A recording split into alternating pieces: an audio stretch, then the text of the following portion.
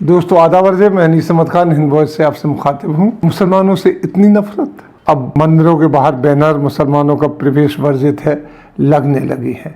उत्तराखंड में कि राजनाथ ने देहरादून के लगभग सभी 200 मंदिरों में इस किस्म के बैनर लगा दिए गए हैं। यहाँ पे मुसलमानों का प्रवेश वर्जित है। अगर देहरादून की हिस्ट्री देखी जाए तो अंग्रेज़ों का बसाया हुआ वो कैपिटल था, जो समर कैपिटल कहलाता था, वहाँ पे ऐसी बात हो रही जो आज तक उत्तराखंड में हिंदू मुसलमान का नहीं हुआ, लेकिन अब शुरू होने लगा है। और उसमें लिखा हुआ है बाकायदा कि अगर जो मुसलमान प्रवेश करता हुआ पकड़ा जाएगा तो उसकी पिटाई होगी। पिटाई लफ्ज़ लिखा हुआ है जो बाहर बैनर लगे हुए हैं।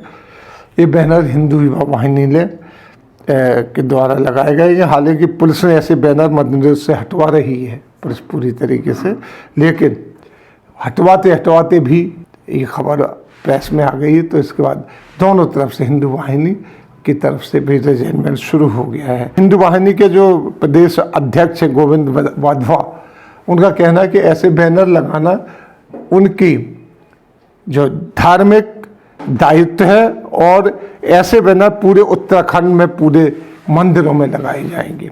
उत्तराखंड में जो इस तरीके के हिंदुत्व की लहर आ रही है, ये हिंदुत्व की लहर जो नए मुख्यमंत्री आए हैं तीरथ सिंह रावत, उनके आने के बाद कुछ ज़्यादा तेज चल गई है। रावत जो आते साथ ही उन्होंने महिलाओं के कपड़ों के ऊपर एतराज़ करना शुरू कर दिया था।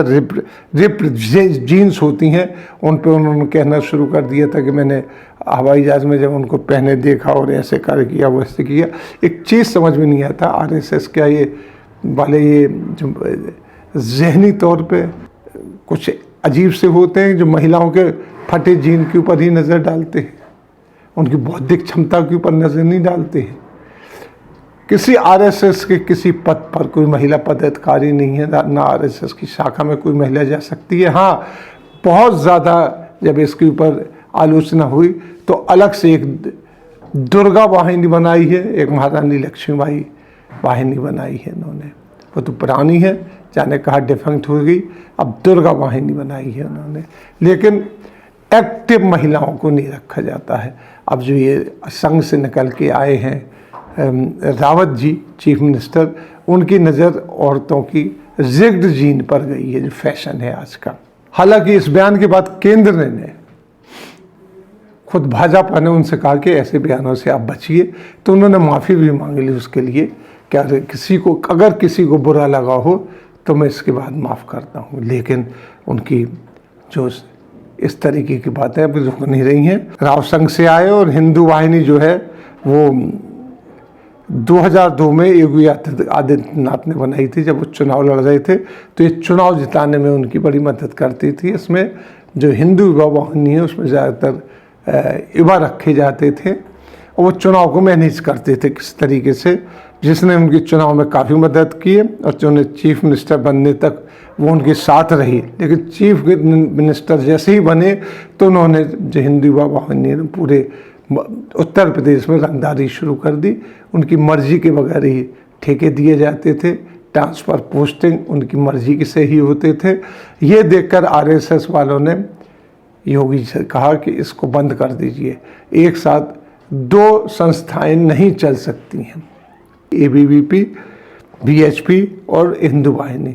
तो हिंदू वाहिनी को योगी ने डिसओन कर दिया था, बंद तो नहीं की थी, उसके बावजूद भी ये चलती रही है। अब ये उत्तराखंड में एक्टिव हो गई है और इसने यूपी में कई जगह चुनाव भी लड़ा लेकिन हार गई थी। ये विपक्ष इसे भाजपा की एक सोची समझी स्कीम बता रहा है, क्योंकि 4 साल तक उत्तराखंड में भाजपा कुछ नहीं कर पाई, तो अब उसने ये चाल चली है कि राम के नाम पर और इस तरह की हरकत फैला के कि मंदिरों के बाहर बैनर लगा के कि मुसलमानों का प्रवेश वहाँ नहीं हो सकता है। हालांकि मुसलमान जाते भी नहीं है। वो उत्तराखंड में देखा जाए कि मुसलमानों की तादाद इतनी ज़्यादा नहीं है जितनी ज़्यादा हो सकती। फिर रावत जी जो नए आए हैं उनका तो ये बात है कि उन्होंने आते साथ ही जो जितने भी कोरोना के जो रिस्ट्रिक्शन थे उस वहाँ पर जो कुंभ हो रहा है उसमें सारे ख़त्म कर दिए। अब भगवान ही मालिक है कि कुंभ में क्या होगा। ज्ञात रहे कि यूपी में डासना में इसी के पहले डासना में एक ऐसी घटना हो चुकी है कि जहां एक मुसलमान नाबालिग बच्चा मंदिर में पानी पीने पहुंच गया तो उसकी इतनी पिटाई की गई, उसका वीडियो बना के सर्कुलेट किया गया। उसके बाद भी वहाँ के जो महंत हैं वो कहते हैं कि बिल्कुल सही कहा, वो पानी पीने आया क्यों, क्योंकि चोरी करने आते हैं ऐसे लोग, जबकि महंत अभी आए हैं, मंदिर काफ़ी पुराना है। एक ये नैरेटिव फैलता चला जा रहा है यूपी में। इसी के साथ हम आपसे लेते विदा, अगले अंक में फिर हाजिर होंगे, तब तक के लिए दीजिए इजाज़त।